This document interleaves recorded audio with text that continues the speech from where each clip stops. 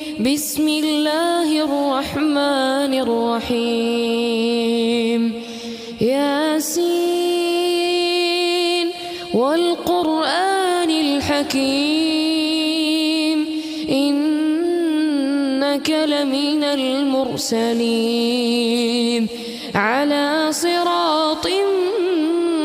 مستقيم تنزيل العزيز الرحيم لتنذر قوما ما أنذر آباؤهم فهم غافلون لقد حق القول على